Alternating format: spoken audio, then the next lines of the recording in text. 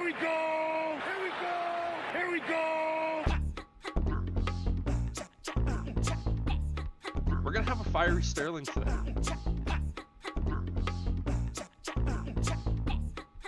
Well, no, you just have a big old air horn, and anytime a Packers fan tries to talk, you just hit the button and drown them out. Like, no, I can't hear you. Go Bears. It's basically the la la la la la la la. Yeah, exactly. Right? You don't even have to live there. You can do it from here. Just remote control everything.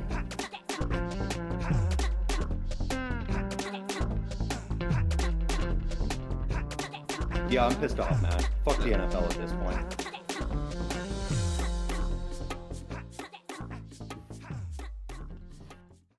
How's it going, everybody? Welcome to the 1IQ Football Talk podcast. Brendan and Sterling back for yet another weekend. Sterling, we didn't get to record one last week. Obviously, very, very busy time for you at work, but a little bit slower. Are you starting to leave some of that craziness? How you doing, my friend? I'm tired, man. Still recovering from the last couple of weeks. It's been, like almost 150 hours in the last 2 weeks at work, so it's been fucking busy. I'm tired. But hey, I get to actually watch some football this weekend. I don't have to work all weekend this weekend, so that'll be nice at least. Yeah, you don't Hopefully, have to watch the when you games guys on your are seeing phone. this, I'm happy after a win yesterday. We'll see what happens. I don't know. Hopefully. Fingers crossed, knock on wood, please God. Pray to every other God that there's out there. Exactly.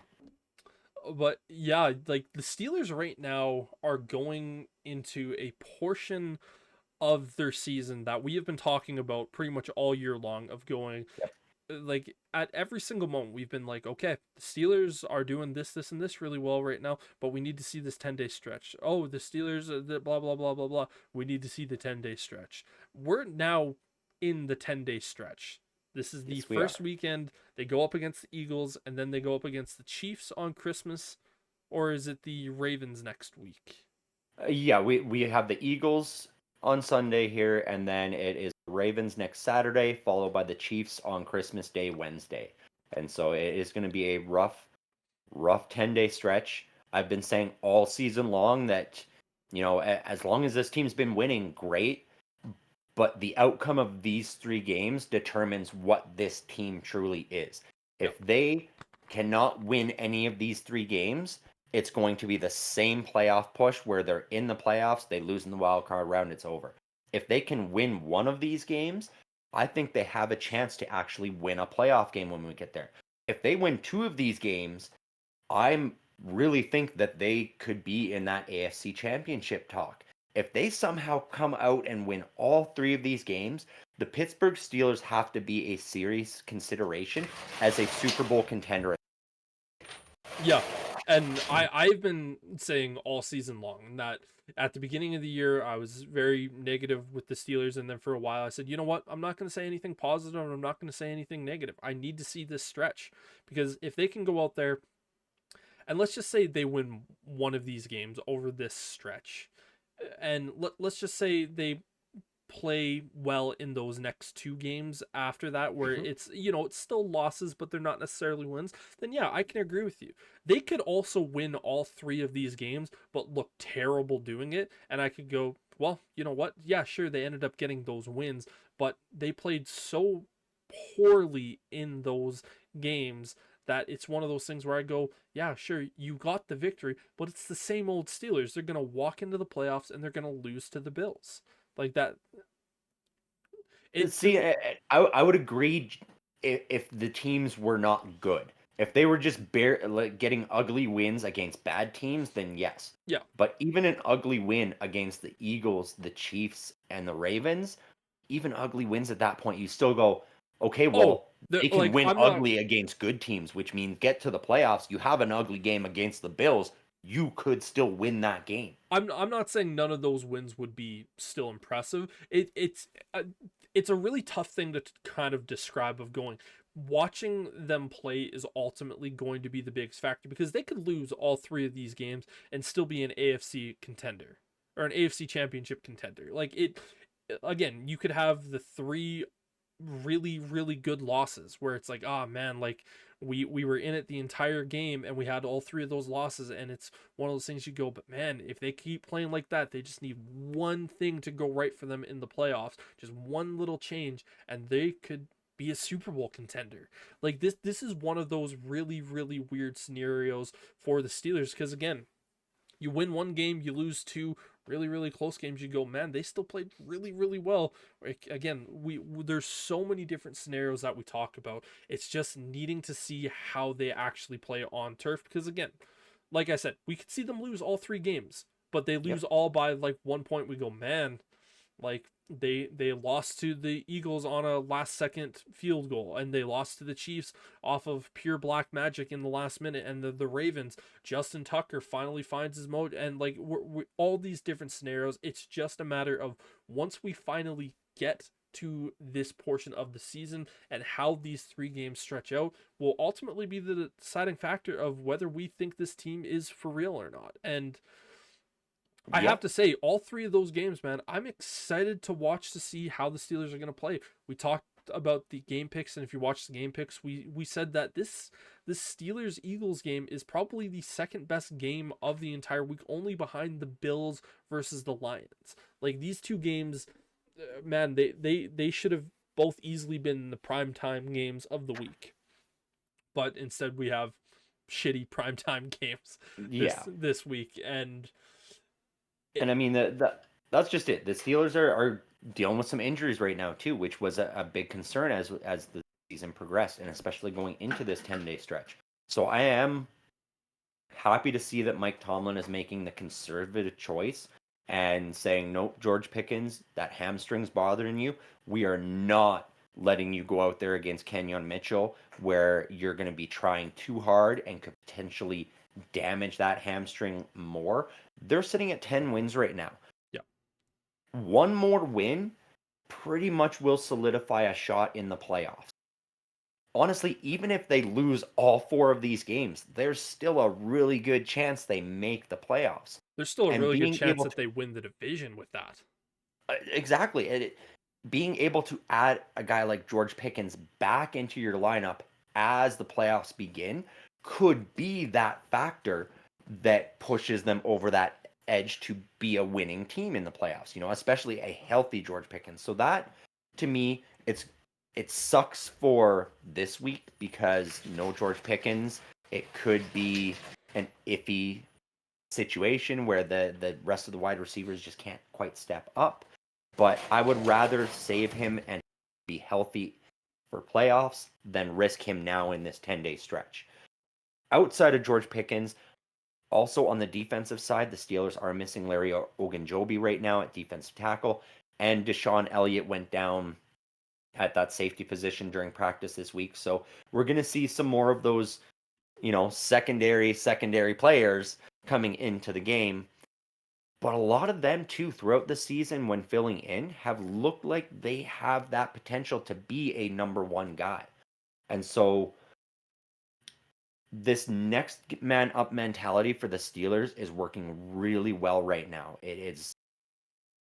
We're able to see them keep rotating guys through, getting the fresh legs, especially at that edge rushing position where you've got TJ Watt and Alex Highsmith as your main pieces, and then you've got Nick Herbig that you can throw in there, who is also turning into a dog.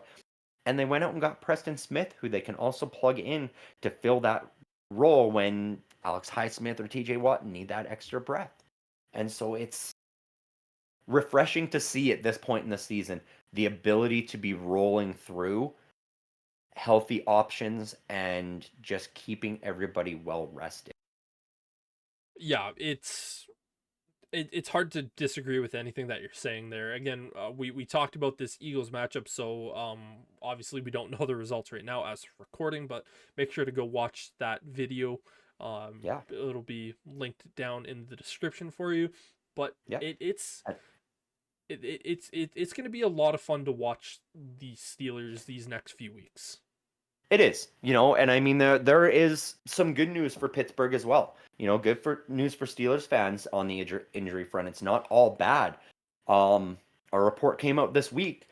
Cole Holcomb is rumored to potentially be coming back to this team right now. He had a bad knee injury partway through last season, had to have season-ending knee surgery, and he has been working his way back. He's been at the facility this whole year, building up that strength, trying to get better.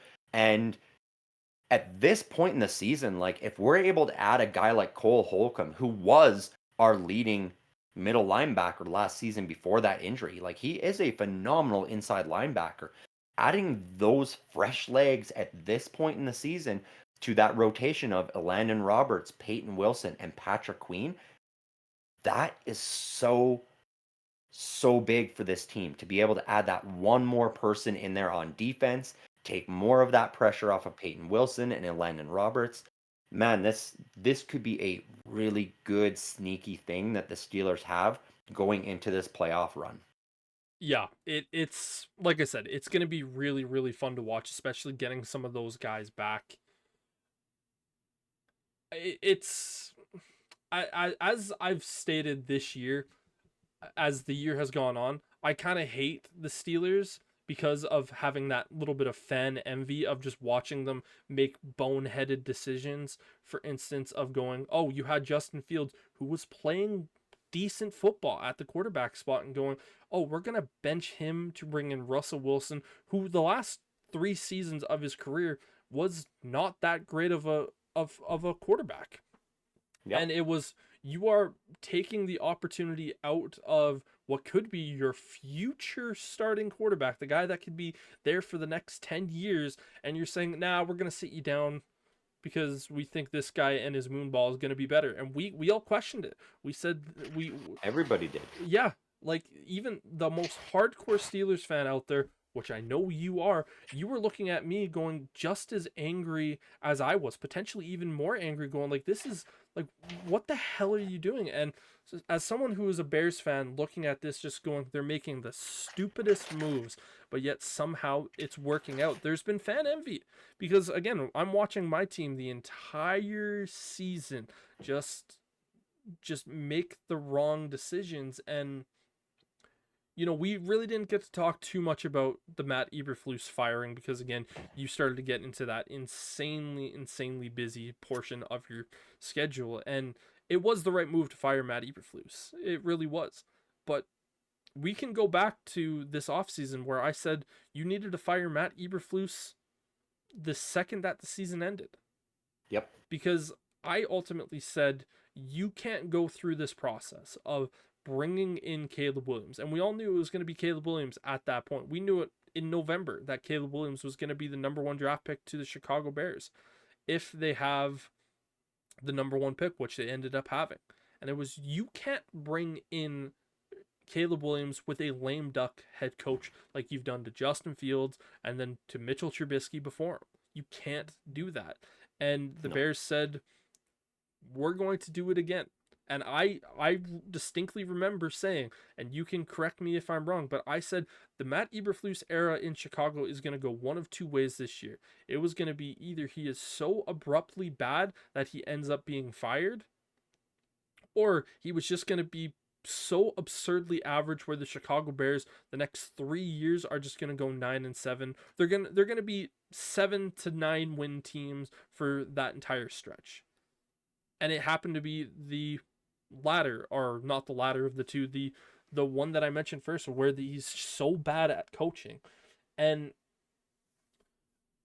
I've always been a very strong supporter of Ryan Poles. The second that he was hired on, I said this was the right guy to bring in. He's from that Chiefs organization. He knows what he has to do. He's been with that Chiefs through 3 regimes and has seen how different stuff works out. And he's shown so much positivity. But man, I think the Bears this offseason, they need to fire Ryan Poles. And my reasoning and rationale behind that is, we're talking about this Bears job being the most attractive job out of all the coaching scenarios for a head coach to go to. And I still think it is. We don't know all the coach openings that are going to be opening, but right now, you look at the Jets, that's a mess. You look at the Jags, that's just as equally bad of a mess.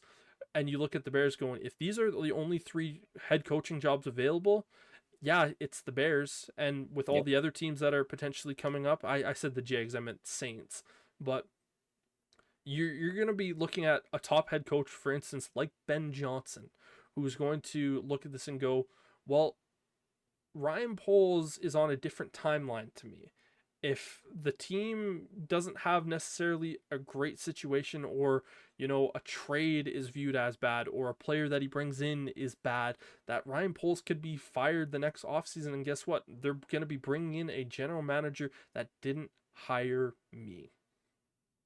And then you're just putting yourself in a situation of where your head coach is on a different timeline, your quarterback's on a different timeline, and now your GM is on a different timeline. The best thing that you can do this offseason, if you are the Chicago Bears, is to move on from Ryan Poles and match the GM's timeline to the head coach. Caleb Williams, I think we can all say he looks like he can be a franchise quarterback. He just needs the right coaching. And at this point, I can't trust Ryan Poles to make that coaching decision. Again, we've talked so much this year about, we not maybe necessarily just this year, but in terms of coaching hirings in general, whether it's the defensive minded guy, whether it's the offensive minded guy, whether it's someone else. And we all know my opinions on the defensive minded guy. I am unbelievably worried about Ryan Poles making this hiring decision. He talked. Yeah, I mean, I've seen some reports coming out too, though, that Ryan Poles wanted to fire Matt Eberflus before the draft and was told no, he couldn't, which is concerning. And honestly, with the way this organization has been going the last 10, 15, 20 years, it's starting to look like the true issue here is this team needs new ownership. Yeah. It's like the owners just don't seem to know quite the right way to win in this league anymore. And that really is the fundamental problem because Ryan Poles, outside of Matt Eberflus, has done a phenomenal job. So it would be unfortunate to have to part ways with him. I get where you're coming from on the different timelines for your coach and your GM. That's something during the interview process that should be addressed and rectified throughout that and Mhm. make that understanding of, hey, if you want this job, you need to get up to my speed rapidly so that you're not a year behind where I want to be. That is something that I think would be the better way to go about it because Ryan Poles has shown he has the potential to be a great GM in this league if the owners can take their hands off the leash and let him do his job. If they had allowed him to fire Matt Eberflus before the draft, I don't think we're in this situation right now because at that point, I think Ben Johnson goes, oh, the Bears' job is available right now. I'm not going to stay with the Lions now. I'm going to go there now and start on the same page, on the same timeline with Caleb Williams. And everything is a much smoother situation now than it was. And really, the problem comes down to more the ownership. Yes, Ryan Poles made a mistake hiring Matt Eberflus along with him when he got the job, but that was kind of the only mistake he made. Now, you're saying a lot of good things, and again, you have the outside perspective, and again, you're not reading up and following the Yep. Chicago Bears quite as much as I do, and a lot of things that you talked about are true. I think the McCaskies last offseason stated to polls, we do not want you to fire Matt Eberflus because we don't want to pay him for 3 years to not coach our team. And I think as a head or a GM, you need to be pretty firm and say, listen, like you got to let me do my job. But he also went out last offseason and said it was his decision to keep Matt Eberflus. He believes in what he was building. And so I think that's the big struggle there. And one of the other issues that I've seen is obviously they decided to keep Matt Eberflus, whether that was ownership, whether that was polls and ownership. They decided to keep him, but they fired the offensive staff. And what I do know for a fact was that Ryan Poles was a key factor in the decision process of who was going to be the next offensive coordinator. And Dan Wiederer of the Chicago Tribune wrote an incredible article this week. I highly recommend everyone, if you're a Chicago Bears fan or you just want to see the dysfunction of this organization right now, read this article. It's phenomenal. But this is what he had to say when it came to the determination of hiring an offensive coordinator.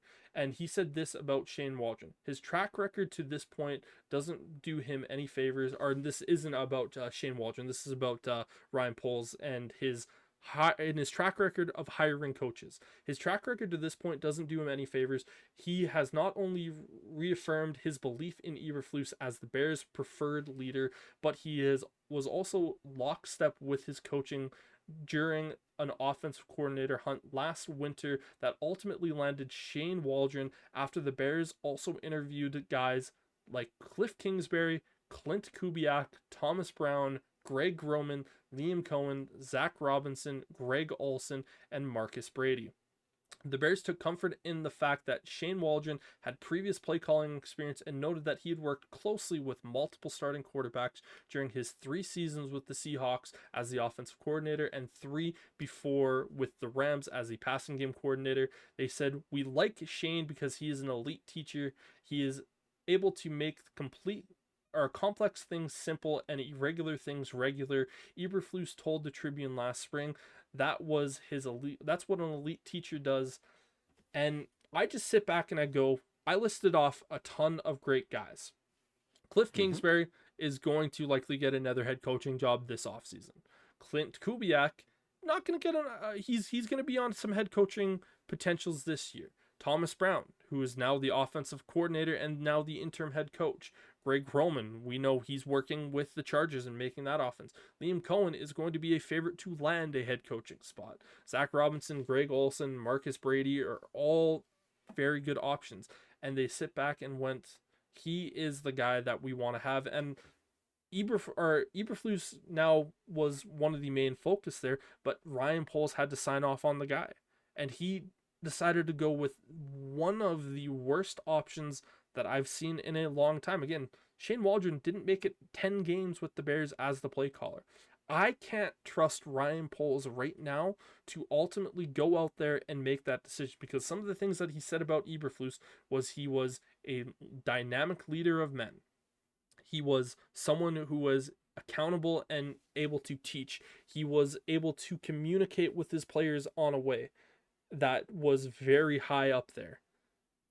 And every single thing that I mentioned there was a reason why Matt Eberflus got fired. He wasn't a true leader of men. He wasn't a dynamic play caller. Like, he did a good job calling the defensive plays, but he did not communicate well with his team.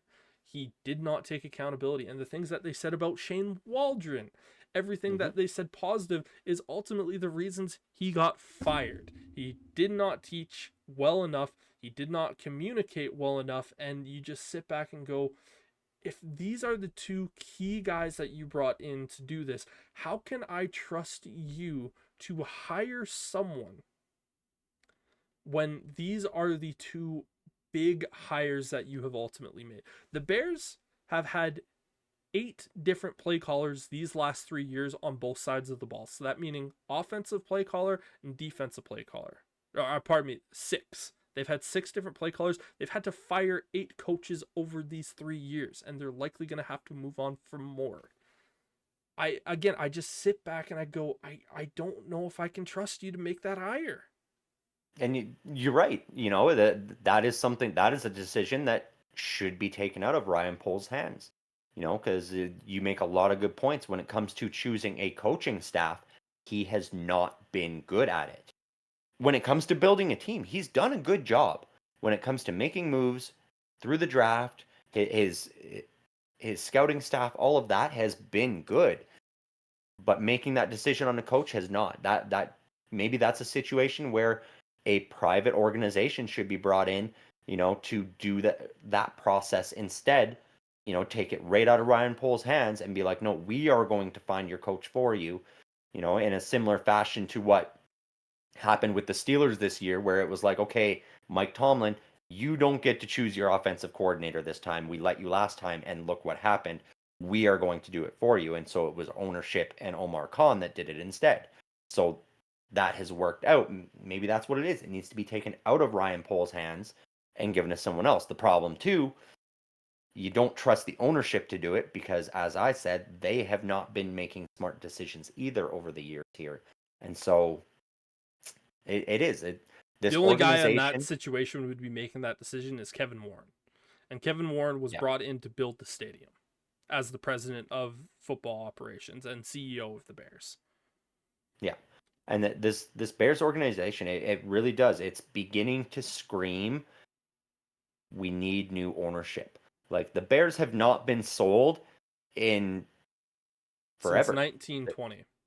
Yeah, right. And they were bought for $100 at that time. And so it might be time to look at this and be like, okay, we need a change. And it might be time for that in Chicago, where we finally need to see a new ownership group take control of this team and truly rebuild it all the way from the ground up. Yeah. There was another thing that you said there where you said Ryan Poles has done a good job building the team. And for the most part, I would have to agree with you. I think this team has been built fairly well, but there are also situations where I look at it and go, man, like these are big, big blips on the radar. And again, it first starts with the trade for Chase Claypool. Again, that was a rookie GM trying to just add a little bit of talent, and he didn't get it right. Again, I said, you know what? You swung and you missed on a guy, but you were able to ultimately go out there and say, you know what? We screwed up. We'll learn from it, move on. The signing of Nate Davis. Again, when you brought him in, you basically said to the entire team, we're giving this guy some big money, so this is the guy that we want to model our team after because we are paying this guy a bunch of money, especially on the offensive line. And that dude just basically quit on the team from the first practice of his tenure with the Bears. And then he ultimately didn't even make it a year and a half with the organization on his 3-year deal. That's a big, big negative. Tyreek Stevenson. This was a guy that was supposed to be this elite number 2. And last year he looked like he could do that. But his character issues this year on the field, if you're just looking at like, man, like what are you doing? Again, the Hail Mary, ever since the Hail Mary, Tyreek Stevenson hasn't been the same. He hasn't played as physical as he typically has been. He looks gun shy. He looks like he's afraid to make a misstep, and which he's getting burned on a lot of the times, to the point where the 6th round pick that he was drafted with last year is getting half the time that he is.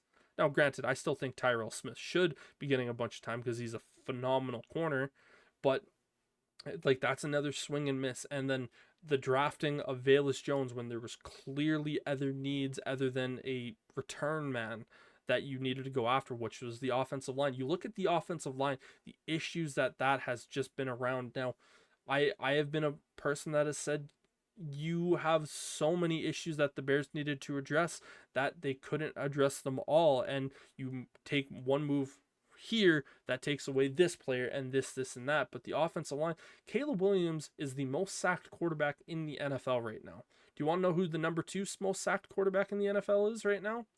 CJ Stroud. Yep. Do you want to know how many more sacks Caleb Williams has taken this season over CJ Stroud? A lot. 15. Yep. Caleb Williams has 15 more sacks than the next guy up on the list. Like, it is an embarrassment for a former offensive line whose specialty is to bring in offensive linemen to have gotten it so wrong, to the point now where every single mock offseason that I have to do just to keep my mind sane, I'm signing 3 offensive linemen in free agency. I'm drafting 3 old linemen just to make sure that we have this, and just going like, please just save this kid who is so absurdly talented. And like, again, this just all falls back to like, I can't trust Ryan Poles to do what is right, because again, knowing this offseason, like if he manages to keep the GM job, he's going to draft an old lineman in the 1st round. But then going into the 2nd round, we have 2 top 50 picks. I can't trust him to make another offensive lineman move in there. He's going to draft likely an edge rusher and a D tackle. And it's going, yeah, that would be awesome, but you're not giving Caleb Williams the best opportunity to succeed. And it worries me because I think coaches are going to look at this and go, I'm worried that his timeline versus my timeline is going to be different. And that Yep. I'm not worried about having to speed things up, that he's making moves that are ultimately Hail Mary moves to try to keep him to save his job, as opposed to the smart right moves to make sure this team is successful for the future. Yeah, and I mean that O line is terrible.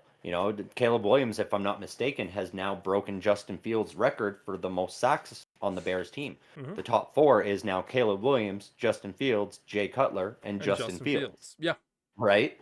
And that's not good, because that was a problem that everybody said Justin Fields had, where it was he's holding onto the ball too long, and as a result, he's getting sacked. And we're starting to see that from Caleb Williams. That is, if he's got a flaw, that's what it is right now. He's holding on to that ball too long. And he has broken that record and has 15 more sacks than CJ Stroud, with 4 more games still remaining in this season. So how many is he on going to pace finish to break the most sacks in a Yep. single season by a quarterback, which you can't have that. You Not for simply your rookie, cannot no. have it. It For is any bad, quarterback. because any one of those could be the one that ends his season and injures him and makes it so he can't even be the starter at the beginning of next season or anything like that, which we don't want to see happen. But the fact that he's already at, what is it, I believe 58 Yeah. sacks, like, with 4 more games to go, and some of the defenses we know he's got to go up against, like we're talking now, this is coming out Monday, where later on tonight it's going to be the Minnesota Vikings. I would not be surprised to see him rack up 5 more sacks tonight against that Vikings defense. Yep, and then he has And to go up it's against the Packers, he has to go up against the exactly, Lions, and then he has to go up against the Seahawks. These are all defenses yeah, that can get after the quarterback, which is, again, you don't want to see this happen. no, But, and again, I know when we were texting and chatting throughout this week, I said that I had some things that I needed to say. And for me, the biggest thing that I'm looking at this offseason is you need to get the head coaching hire right. You need to. And out of all of the coaches that I have heard be mentioned with the Bears, I have 4 different categories.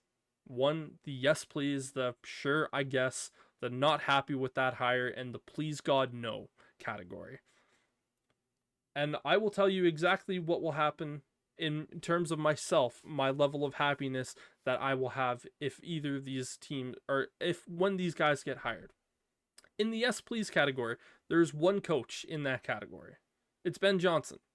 yep, Ben Johnson, to me, is clear cut the best coaching candidate out there. And I know a lot of people are worried, oh, can he be more than just a coordinator?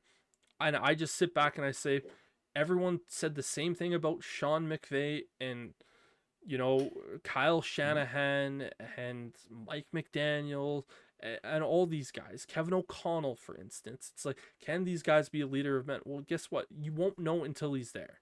And I would much rather Ben Johnson come to the Bears and not be as good as him going to a team, for instance, like the Jets, and be unbelievably successful. Take the big yep, swing. Take the swing on the guy that has proven that his offense works. The sure I guess category: Joe Brady, Bills OC; Cliff Kingsbury, Commanders OC; Liam Cohen, the Bucks OC. These are all guys that have shown this year that their offenses can work, and Joe Brady has worked with Joe Burrow back in college, and now he's allowed Josh Allen to be this unbelievably elite quarterback this last year and a half, and he looks phenomenal. Cliff Kingsbury, I'm a little bit worried on, because we all know his track record with his offense second half of the year, and we're seeing a little bit of it this year, but not as much. And Liam Cohen, again, this is one of these more up and comer guys that has been a little bit more so, that's looked a lot better. He's got Baker Mayfield playing unbelievably talented. I would be happy with all of these guys. They're not my number one choice. They're not even my second or third choice in this one, and I'll break that down a little bit later. But yeah, these guys I could be happy with. The not happy category, meaning if the Bears hire these guys, I'm not necessarily going to be happy, especially if they hire these guys over other guys on this list. First one, Bobby Slowick with the Texans. Texans offense has been very, very different this year, and they have not looked as good. And Bobby Slowick, who was once going into this offseason looked as the second best option behind Ben Johnson, has quickly fallen down. Kellen Moore, the Eagles offensive coordinator. I think having Saquon Barkley there is more of the benefit to this offense than having him there. And we've seen him with the Cowboys where he got let go. We saw him with the Chargers last year where he got let go. And he's just ended up finding this perfect scenario for himself. And I think that one could be a little bit more misleading, and I'm worried about that one. Todd Monken. I think he's been phenomenal as the Ravens offensive coordinator. I'm worried that he is, again, suffering from that same level of success as Kellen Moore has, where he has Lamar Jackson and he also has Derrick Henry. And having Derrick Henry has really made this offense, and you're not going to have Derrick Henry, then I'm worried about your offense. Again, I would not be happy with any of these guys if they were hired over any of the guys above. And the please God no hire, meaning if the Bears hire any of these guys, I'm done. I'm walking away from this team. I will not be rooting for them. I will not be wearing any of the merchandise that I have of them. I will simply throw my hands up and say I am not a Bears fan anymore because of the stupid decisions that they continue to make. Mike Vrabel. Vrabel's a leader of men. But guess what? How many GMs he had to go through over his 5 or 6 years in Tennessee? He burned those bridges massively. Traded away A.J. Brown. Now people say, he didn't want to trade away A.J. Brown. He was still part of it, and he still okayed it. Brian Flores. I don't want Brian Flores going anywhere near Caleb Williams. We saw what he did with Tua. And sure, he says he wants to try to have that second redemption, and I'm always a person that believes in second chances, and I would love to see Brian Flores be a head coach in the league again, but not with a young quarterback. He completely fucked over that Tua situation, and I don't want him anywhere near Caleb. Aaron Glenn with the Lions. If you're gonna hire a Lions coach, it better be the one on the offensive side of the ball. I don't have any reason to think that Aaron Glenn will be any better than any of the other guys that are either former head coaches. Well, hell, he's already behind Flores and Vrabel because they have been head coaches, at least in this league, and they've shown what they can do as head coaches. With Glenn, I'm just looking back going like, you have the same question mark that Ben Johnson does of, can you be a dynamic leader of men? Vance Joseph, the Broncos DC. He's another guy that's being talked about as potentially getting another head coaching job. I don't want him. That's a no. And then Jesse Minter, the Chargers DC, who has been fairly good and really making that defense look good. But again, no. I think a lot of people are starting to notice a trend here of, if you hire a defensive coach, I'm out. You might as well have just kept Matt Eberflus at that point. And then the final category that I have here is head coaches I would try and trade for. There's 2 coaches on this list. That is Kevin Stefanski for the Browns if he doesn't get let go at the end of the season. And if Kevin Stefanski does get let go, he gets put into that yes please category to try to get hired.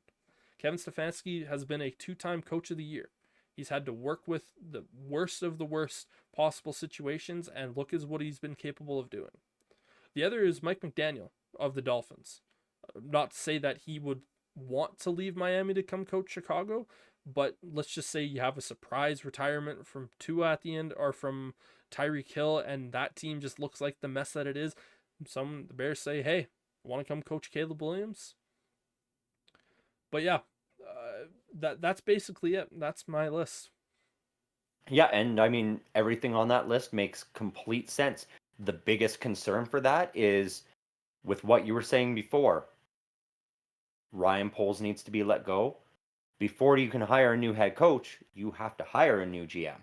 Mhm. And so that pretty like that's a very rapid turnaround that the Bears need to have because honestly, I think guys like Ben Johnson are gonna be scooped up quick once that coaching window opens after the Super Bowl. And so the Bears are gonna have to get things lined up. They're gonna have to fire Ryan Poles right at the beginning of January, as soon as the season's over. Yep. They're gonna have to start looking for that next GM immediately and hopefully have him hired before the Super Bowl. The problem is you're not going to be able to do that if that GM is already a part of another team that is in the playoffs. And Yep. so that slows it down. You're going to have to go outside of the successful teams to find that next GM.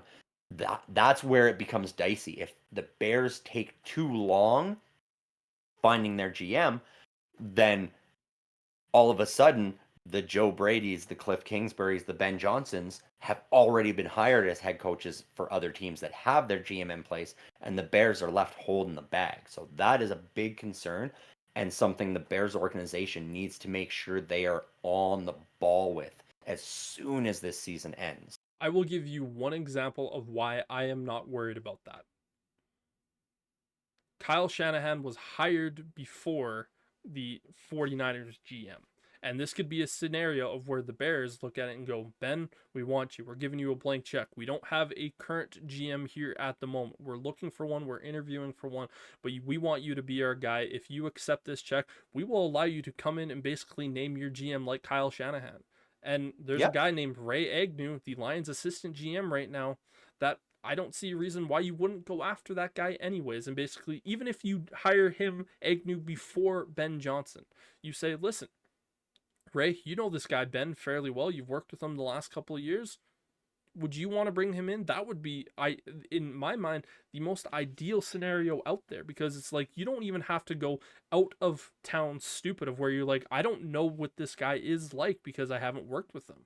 Mm-hmm. And to me, that's where ultimately I kind of lie in some of this scenario where, like, I think you can get away with firing Ryan Poles, because if you find the right head coach and get him to come in with a GM that he wants, I'm not worried about it. It sure as hell worked out in San Francisco.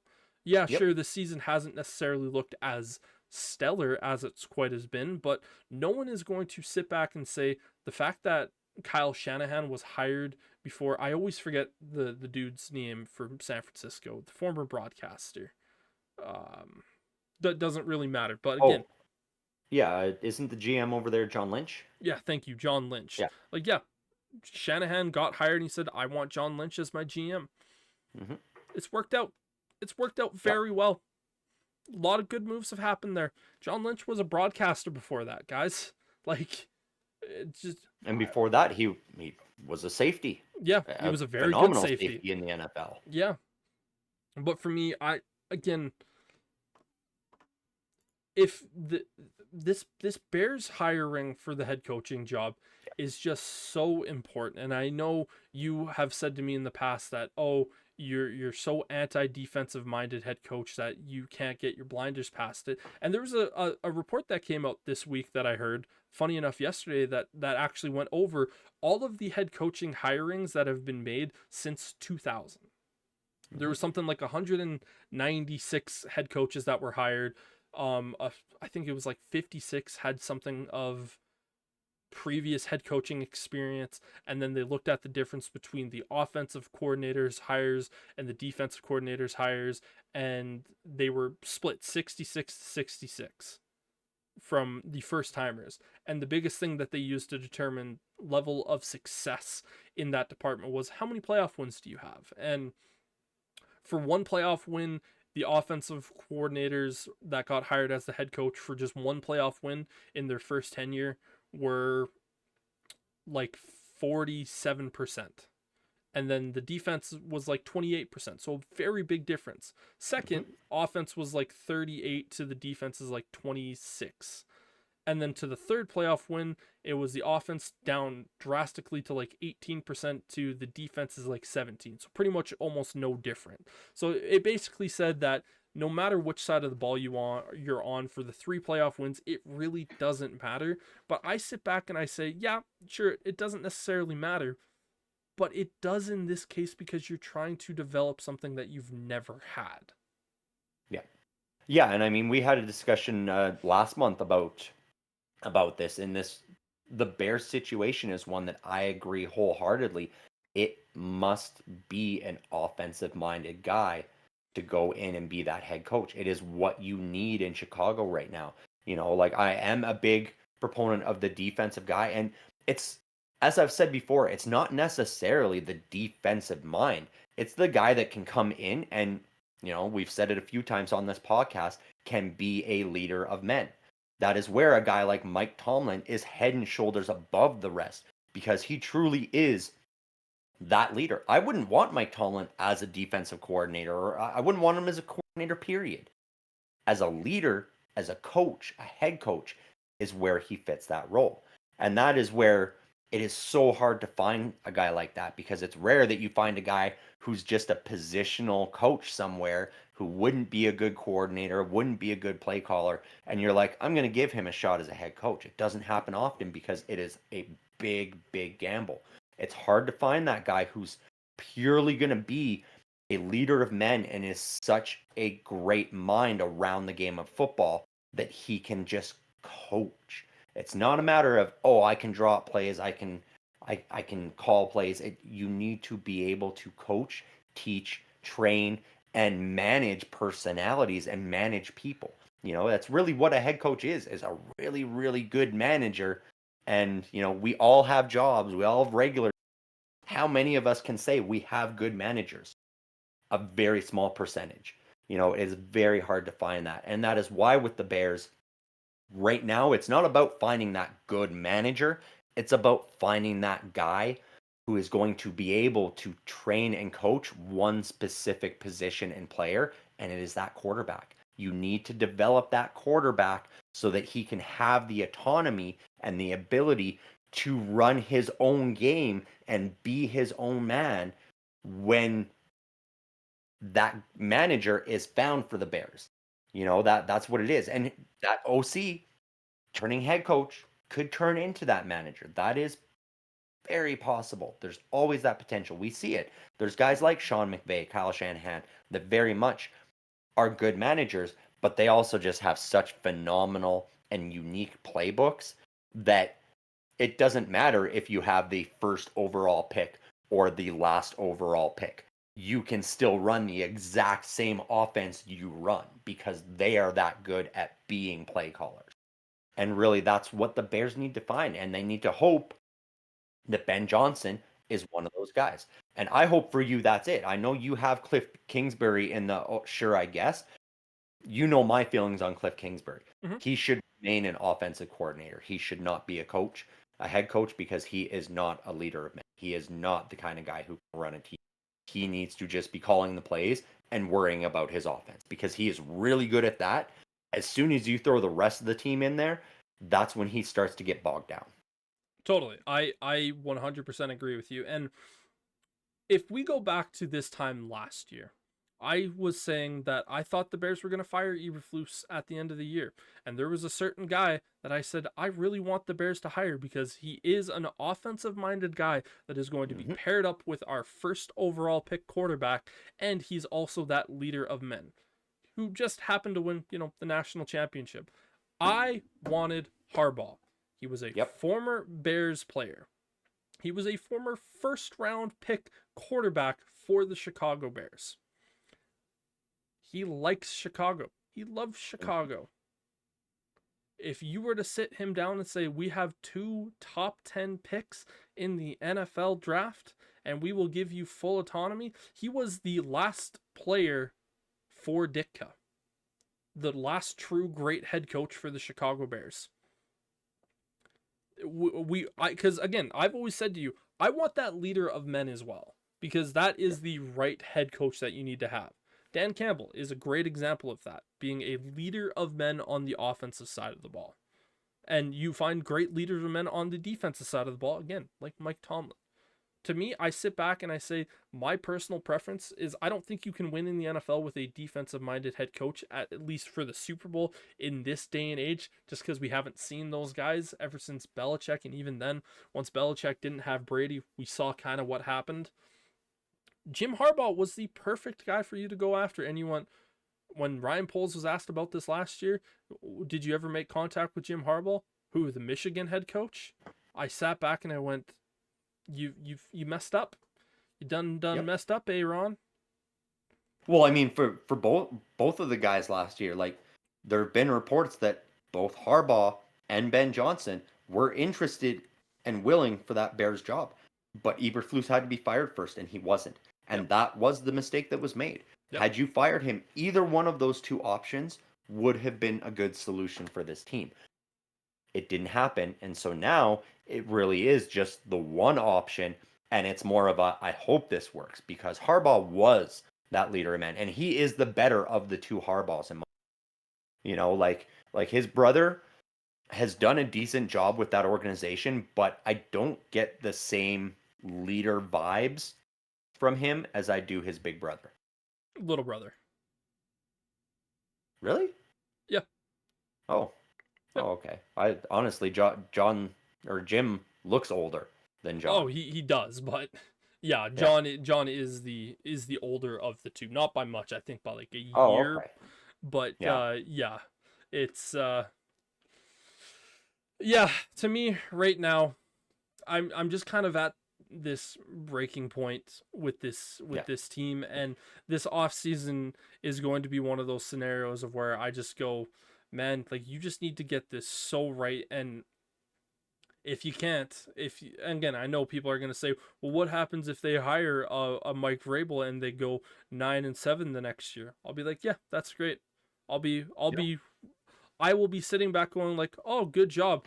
But then it's the dependent of 2 years. What happens the second year? What happens the third year? Because you can't just have that cluster.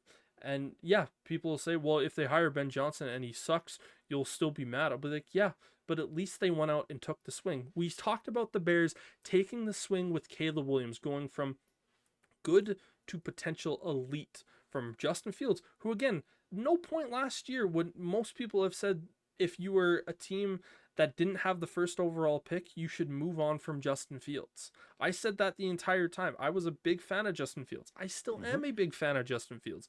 If the Bears had the third pick in the draft, they were not trading away Justin Fields.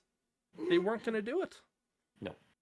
It was going from good to elite. And this is that situation that you need to go to with Ben Johnson. 100%. I agree. You need that offensive mind to be your head coach. Honestly, Mike Vrabel would be a better selection for your GM than for your head coach at this point. I don't think that would be a right move, but he would be a better fit in that role than the coaching role, because you still get that leader of men. He's just making the managerial decisions at this point. Like, yeah, I'm not saying that's I know, what you guys should do. I know what you mean with that one. Yeah, that's all I'm saying. He like any defensive mind.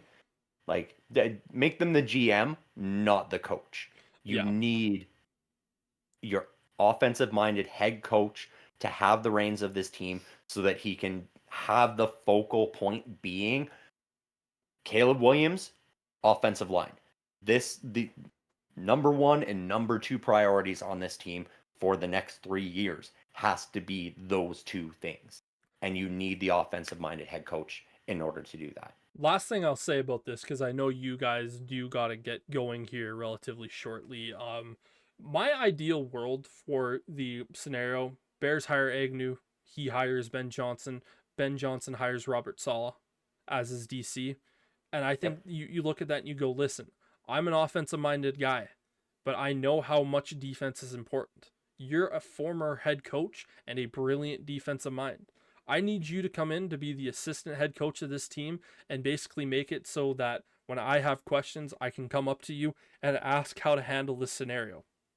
We can basically make this the Mike Ditka, Buddy Ryan scenario back in the 85 year, or back in those first 3 years where those two guys were together, where they didn't like each other, but you know what? They sure as hell worked well together. Yeah. And I look at that and I go, Ben Johnson and Robert Saleh probably be a pretty decent mix together. Yeah. And if that's the scenario, I am over the moon with that offseason. That is the Chicago Bears fan Christmas wish list right there. Mm-hmm. Yeah. Without a doubt. But enough angry and, depressing from myself. Sterling, thank you for being able to sit there as my therapist for this episode. But yeah, I know you guys got to get going and start doing some stuff today, so we will drop it off here for this episode. Thank you all very much for watching. Make sure to like, subscribe, and comment for any future conversations you would potentially like us to have, and make sure to just continue to hang out with us. But for Sterling, I'm Brendan, saying peace.